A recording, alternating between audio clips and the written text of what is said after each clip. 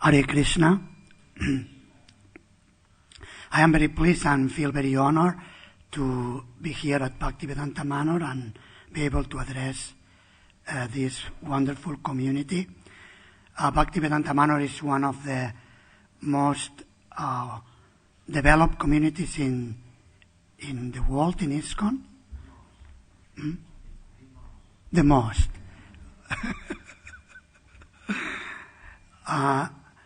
So certainly it is. Of course, some of you may, when you are in a particular place, sometimes you don't appreciate as much as when you look at it from other places, from outside. But the fact is that there are not so many communities around the world where there is so much happening. I read the newsletter, and so it's very inspiring to be here. We are reading from this chapter describing how Hiranyakashipu wanted to become immortal. And this is a very relevant section of the Bhagavatam. I would like to speak a little bit about death. In the Bhagavatam there are narratives of death and eternal life. This is actually a most important topic.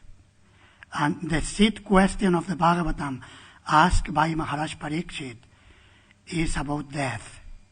What is the duty of a human being?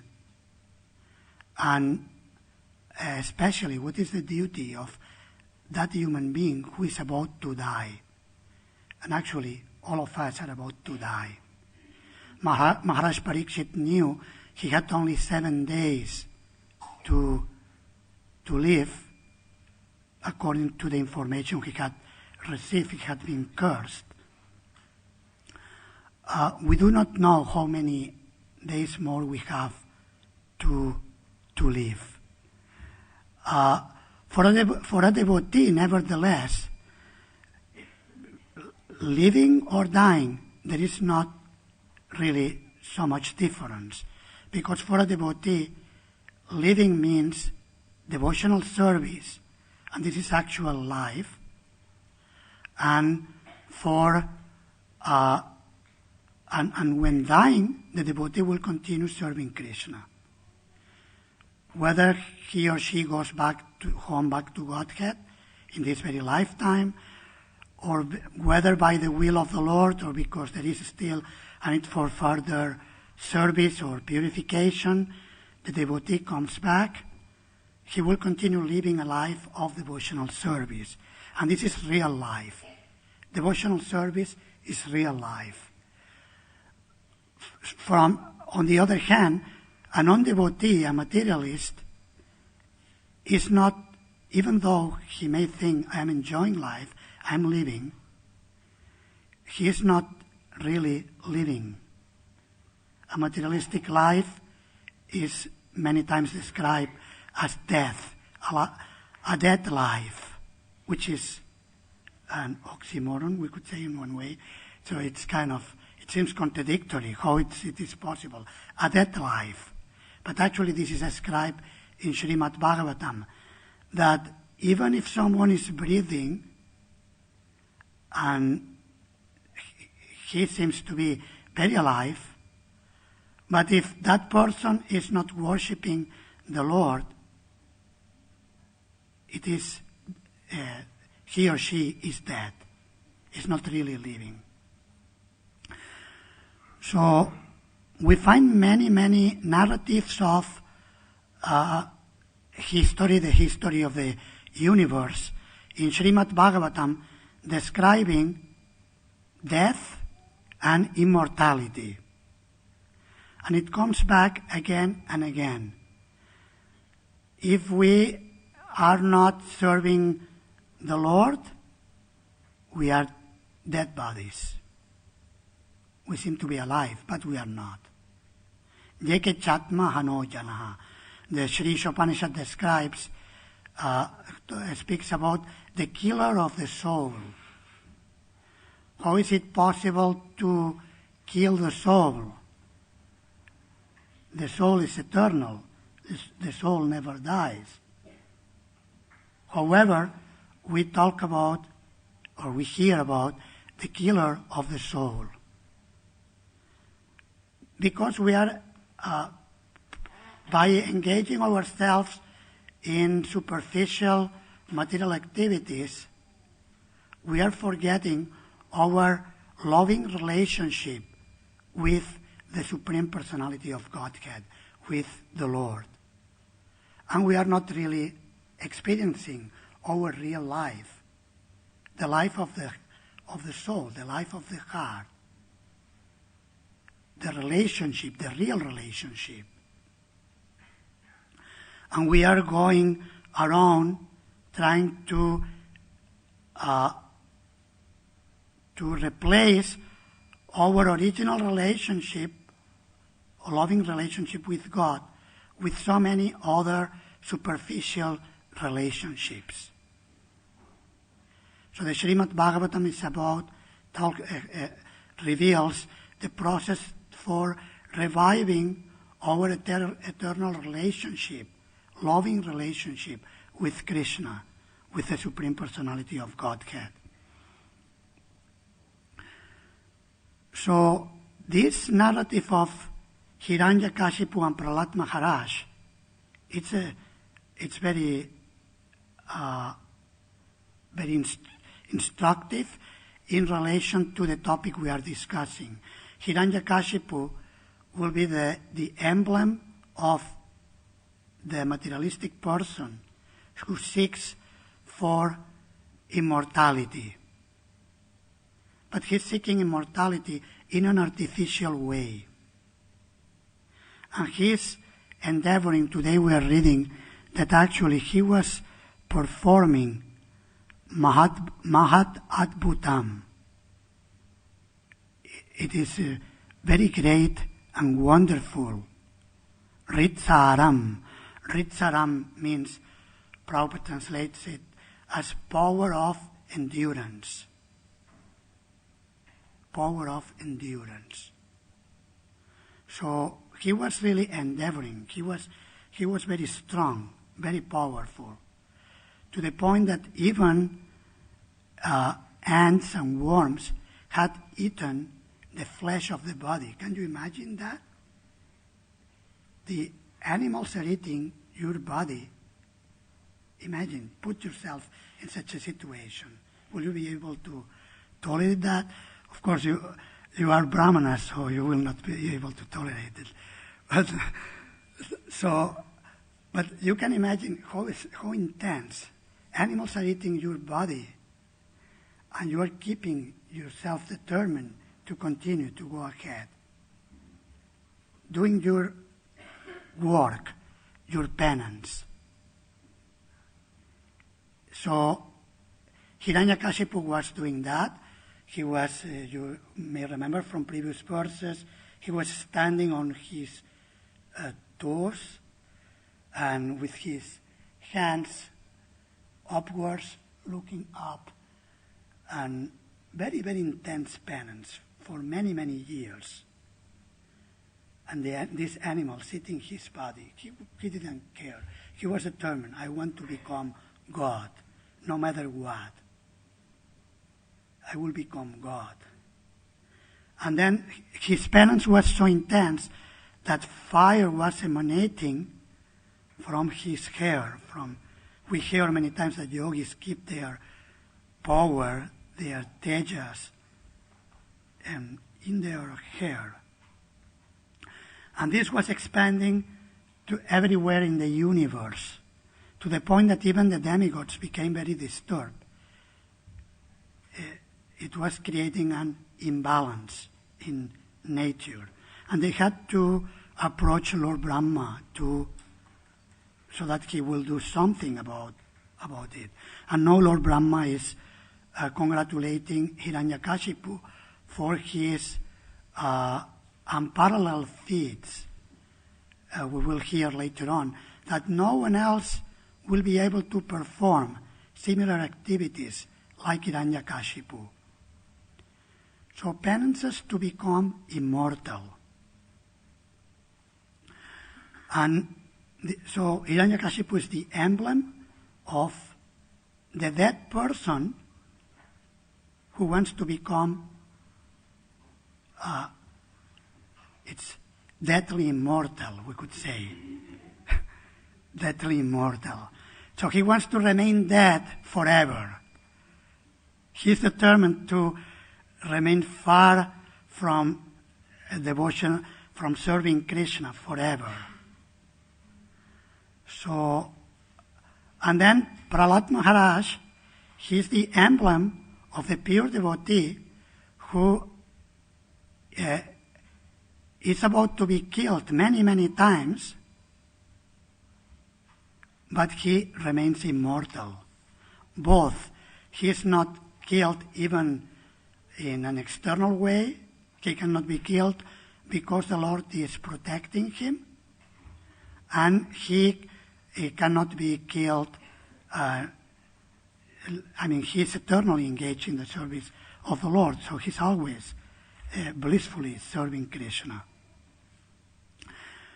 So, and this we can reflect based on this, how immortality cannot be attained through artificial methods, through material endeavors. Material science is trying to find solutions to the problem of death. Srila Prabhupada describes many times that the real problems of life are birth, disease, old age, and death. And the ultimate problem is death. As soon as we are born, we are actually dying at every moment. For example, in the 10th canto of Srimad Bhagavatam, when Vasudeva, Lord Krishna's father, was trying to convince Kamsa not to kill Devaki, he was saying that, why are you so much afraid of death? If you are 25 years old, that means you are dead 25 years. So you are constantly dying at every moment, at every second. We are dying. This body is dying.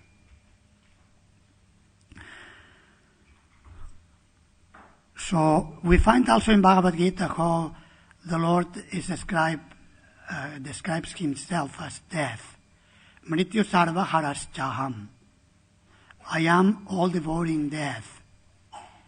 So at every moment the Lord is manifesting, He's present. When our body is dying, this is Krishna. The Lord is acting within our bodies. And for a devotee, it's like sometimes the example is given of the kitten and the mouse in the mouth of the cat. The experience of the kitten and the mouse in the mouth of the cat is very different.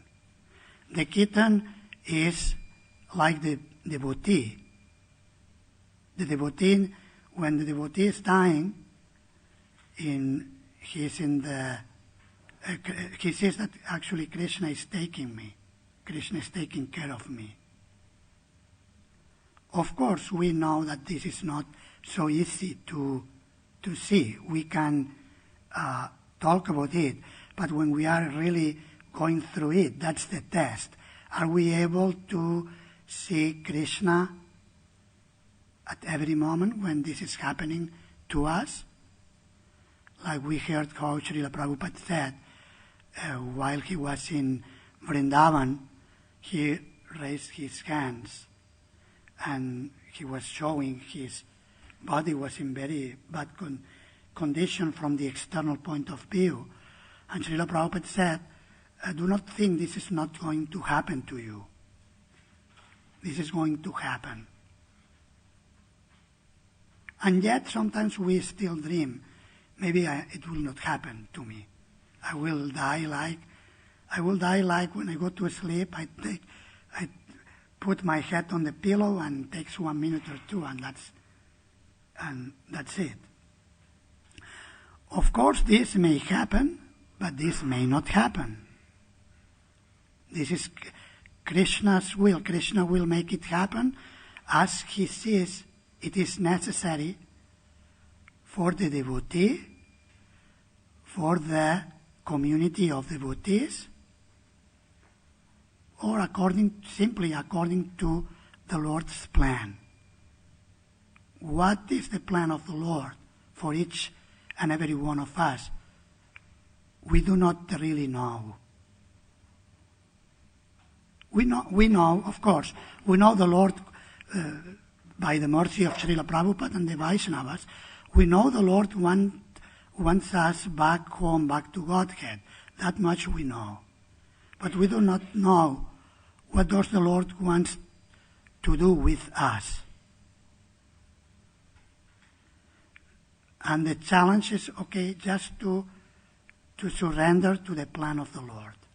And sometimes it is difficult. We don't, like for example, 2 days ago I was scheduled to fly from Madrid to London, and suddenly I found out a few hours before the flight time, the flight had been cancelled due to the volcano ashes. So the volcano ashes were only in Spain. Before we were everywhere but Spain. This time the ashes were only in Spain and the Atlantic Ocean. So I couldn't fly. So I decided, I have to reach the manor because I have a meeting in Winchester University the next day. So it is important that I make it on time. So one devotee was driving to the north, so I drove with him. And he was going to drop me in North Spain. Irún, it's a town next to the French border. Then take a train, if I will be able to find one. Take a train, because I couldn't do it through internet, it was too short notice. Take a train to Paris and then take another train to come to London. So, and then I was reflecting that actually it's a very uncertain. I didn't know, will I be able to make it or not? I don't know. I don't know, will I be able to arrive on time? So, similarly, we do not know, will we be able to make it before the time of death to become fully Krishna conscious? We do not know. We're fully dependent on Krishna, and He's doing. Finally, when we were reaching, suddenly an inspiration came. You should check some of the airports in North Spain. Maybe you find something. And this devotee who was driving me, he had these special connections for internet. So while driving on the car, we could do something, look into the different airports, the site, and then check the different airports. And there was a flight from Bilbao at 3 p.m. And it arrived at the same time I was scheduled to arrive. To I will say almost a better place. I think Heathrow is closer than Gatwick. So I was meant to reach Gatwick, and then it arrived to Heathrow. But I felt I cannot do anything. I cannot reach by my own endeavor. Only if Krishna allows it, I can reach. So similarly, we cannot become Krishna conscious, fully Krishna conscious, to the point that we will be able to remember Krishna at the time of death, by our own endeavor. Only by Krishna's mercy, and especially by the mercy of the Vaishnavas who are there to support us in this very crucial time. Like I read recently about the departure of Srimati Amikala Devi Dasi, and how all the community was supporting her in going back home, back to Godhead. So this is very important. Maharaj Pariksit also, he received the support of the community of sadhus. They came and they were there. Just their mere presence was giving a strength to Maharaj Pariksit. And Maharaj Pariksit, he was a Raja Rishi. Still, we find at the end of the Bhagavatam, Sri Sukadeva Goswami is emphasizing that, okay, no focus, do not fear. Because the tendency will be to feel fear. That's a tendency, that's the natural psychophysical condition of the embodied soul. Only that devotee who has received the full mercy of the Lord will be able to fully overcome fear. Otherwise, it's like, even sometimes, sometimes they say, there are two things that makes people fearful. Death and public speaking. Right?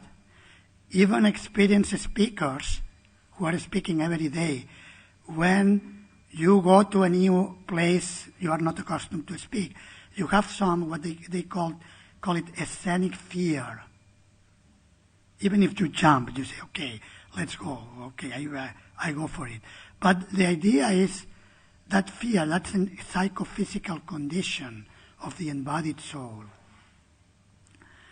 And the Srimad Bhagavatam describes that the chanting, singing of the holy name of the Lord is the fearless process, especially in the association of, when it is performed, in the association of devotees. Sri Sukadeva Goswami says, following in the footsteps of the authorities,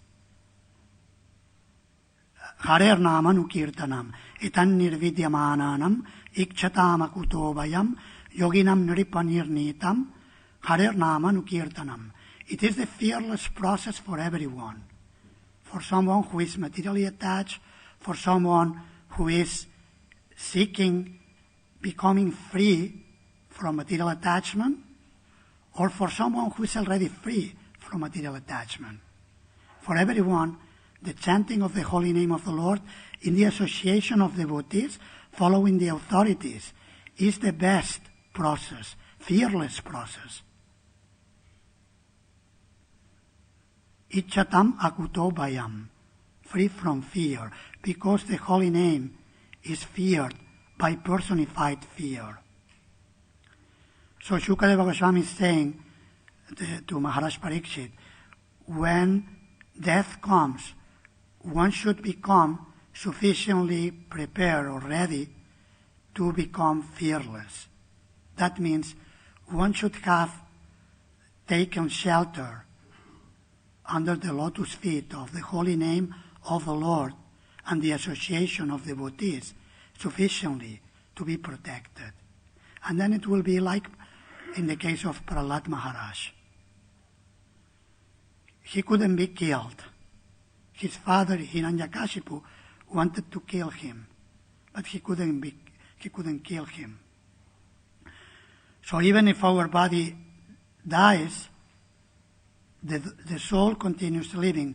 We read also in the first canto how Narada Muni, after he attained perfection, the example is given like the flash of the like lightning and the flash, it happens simultaneously. So it is described how Narada Muni that was his experience. He's describing how he went back to Godhead. He saw that death took place in this way, like a flash. And then he entered the body of Mahavishnu, but his entrance into the body of Mahavishnu was very different from the entrance of the conditioned souls who have to stay there for many millions of years in this susupti stage, sleeping and in a death condition for so long, kind of deadly condition. In the case of Narada Muni, he entered the kingdom of eternity. So he was able, it was like the breathing of Mahavishnu. It was just one flash, one moment. And next time he appeared as the son of Lord Brahma, and he received the gift of the Lord, the Vina. He had a spiritual body, and he was able to freely chant the glories of the Lord everywhere. In the spiritual universes, in the material universes, he could travel very freely, without any limitations.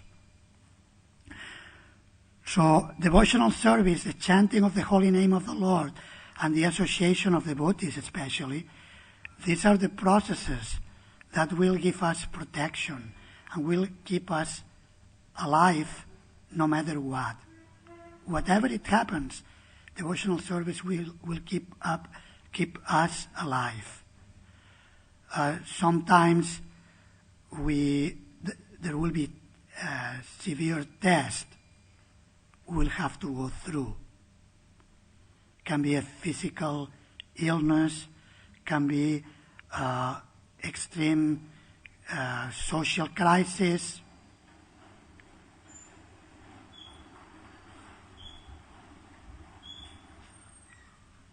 War and so many different difficulties. But if we continue taking shelter of the Lord, then we are fully protected. We cannot be touched. So we are actually fully depending on the mercy of the Lord and His devotees. So these are some reflections on the topic of death and immortality as described in many sections of Srimad Bhagavatam. If you like to make any comments or questions.